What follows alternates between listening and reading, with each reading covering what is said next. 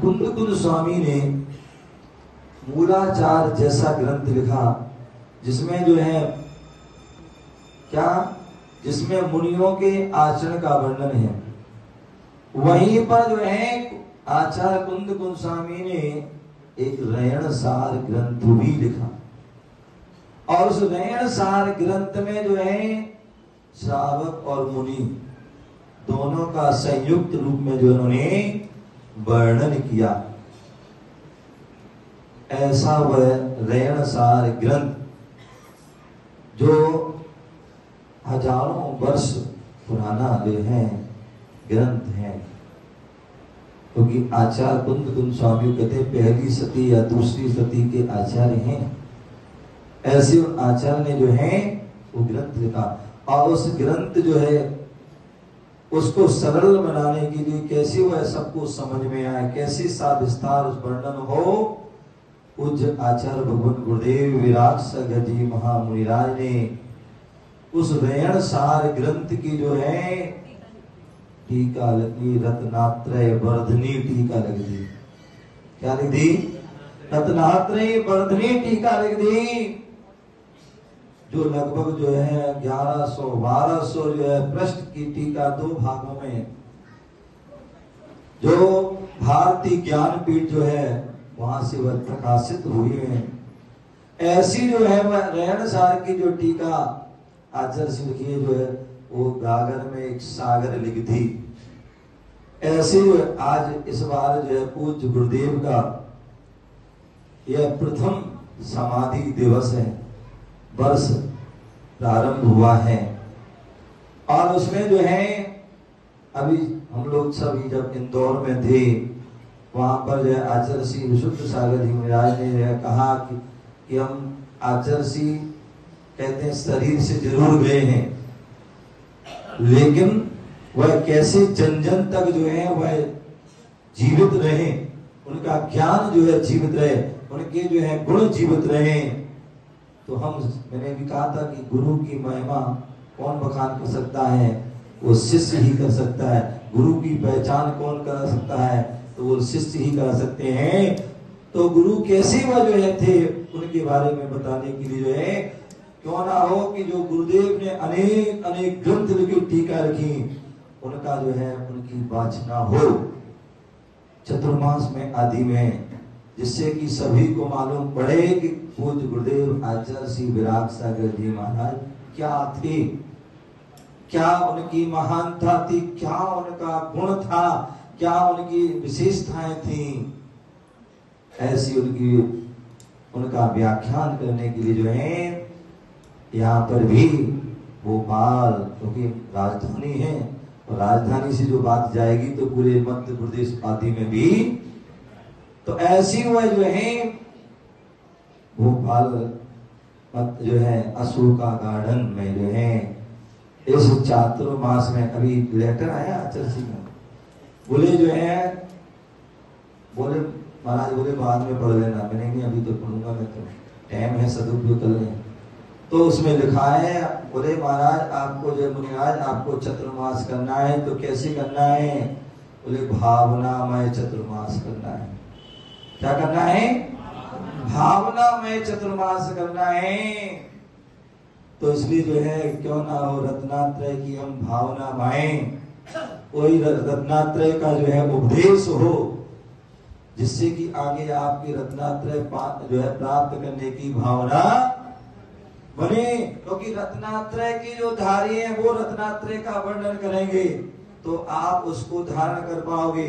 और कोई गृहस्थ पंडित आ जाए वो रत्नात्रय की बातें करे, रात में खा रहा है आलू प्याज खा रहा है, कोई नियम संयम नहीं, तो उसकी बात को कोई स्वीकार नहीं करता है। तो इस प्रकार से चतुर्मास भावना में चतुर्मास रहेगा, और उसमें चारों अनुयोग की जो है ग्रंथों का स्वाध्याय आदि होगा, जिसमें जो यहाँ पर चरणानी योग का जो ग्रंथ रयण सार ग्रंथ है, और जिसमें आचार्य कुंद गोस्वामी ने जो है श्रावक और मुनि के जो है चर्या का जो है वर्णन किया है, उस चर्या को हम जानेंगे तभी हम उस चर्या को अपने जीवन में उतार पाएंगे। और जो है वह रयण सार ग्रंथ में जो है आचार्य भगवान ने क्या कहा है, मंगलाचरण के माध्यम से अपनी बात को प्रारंभ करते हैं और फिर समय हो गया, फिर कल से उसका सविस्तार वर्णन करेंगे। क्या बोले, हाथ जोड़ी सभी लोग। परमपाणं जिनं त्रिशूद्रेणे बोच्छामि रयण सारं सायारणयार्धं मीनं नमो अरिहन्ताणं नमो सिद्धाणं नमो आर्याणं नमो वज्रायाणं नमो लोये सर्वसाहूणं। ये जो ग्रंथ है ने जो इस पर रत्नात्रय वर्धनी जो टीका लिखी है उसका जो है मंगलाचरण भी साथ में करेंगे। तीर्थे सपारसनाथाय सर्वे विघ्न विनाशने विघ्न कर विनाशार्थम नमोस्तु मम सर्वदा नमो विषवनाथाय पास पूज जिनाय चे नेमिनाथाय वीराय तद्गुणभ्यो नमो नमः। बोले आचार्य कुंद स्वामी की परम पूज्य आचार्य भगवान गुरुदेव विराट सर जी महाराज की। तो क्या बोल रहे हैं, नडम आचार्य कुंद गोस्वामी मंगलाचरण में कह रहे हैं, नवी डूण पट्टमाणम। बोले जो है नवी दूण मैं नमस्कार कर रहा हूं, और किनके लिए, बोले वर्धमान वर्धमान स्वामी के लिए। इनके लिए वर्धमान स्वामी को कैसे, परमपाणम जिणम त्रिशुद्धेने, और कैसे करें, ऐसे वर्धमान स्वामी परमात्मा को नमस्कार कर रहे हैं त्रिशुद्धेने।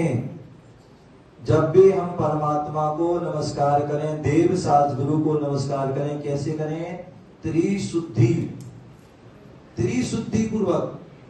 और तीन शुद्धि कौन सी है, मन शुद्धि, वचन शुद्धि और काय शुद्धि।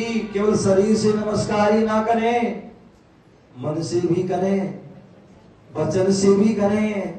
नमस्कार हो, नमोस्तु भगवान, नमोस्तु नमोस्तु। ऐसे ये क्या है, ये हमारी विधि नहीं है। हमारे यहाँ मन से जो है क्या करते हैं, नमस्कार करते हैं। वचनों के बाद नमोस्तु भगवान, नमोस्तु हे सर्वज्ञ प्रभु, नमोस्तु हे हितोपदेशी नमोस्तु, हे केवल ज्ञानी भगवान नमोस्तु, हे वितरागी भगवान। कितने सारे नामों से उनको नमोस्तु करते हैं। तो ऐसे त्रिशुद्धि, मन से, वचन से, मूक बंधना नहीं होती है। ये क्या है, मूक बंधना। ऐसी बंधना करोगे अगले भाव में गूंगे होगे, समझ गए ना। तो गूंगे नहीं होना में, तो इसलिए कैसे मूक बंधनी बोल करेगी, नमोस्तु भगवान, समझ गए ना, नमोस्तु गुरुवर। तो ऐसे क्या करना है, बोल करके, मन से, वचन से, काय से, शरीर से भी खड़े होके नहीं, केवल हाथ बांधे हो, अकड़े खड़े हो। आप बोले जितने झुक सकते हो उतने झुकिए। बोले 6 फुट का व्यक्ति होता है, जब नमस्कार करते तो 1.5 फुट का हो जाता है, 1 फुट का गवासन लगा लीजिए, अथवा षष्टांग, अष्टांग, पंचांग या सर्वांग पूर्वक जो है नमस्कार पूरे झुकिए। जितना झुकोगे उतने ही भर जाओगे। तो मन शुद्धि, वचन शुद्धि, काय शुद्धि पूर्वक क्या करें, वर्धमान स्वामी को नमस्कार करें। बोच्छामि रयण सारम, क्यों नमस्कार करें, क्योंकि आपने जो है सागार सागार सायारण यार धम्मीणम। बोले सागार जो घर से शहद होता है, ऐसा वो गृहस्थ होता है, और जो घर से घर का त्यागी होता है वो अंगार होता है। आपने जो है क्या किया है, गृहस्थ और जो है मुनि धर्म का जो है कथन कर रहे हैं, कथन किया है, इसलिए आपको नमस्कार हो। ऐसा यहाँ पर मंगलाचरण किया है। बाकी और विशेष बात क्या होगी उसके बारे में कल जानेंगे। आपको समझ गया। जय बोलो महावीर भगवान की।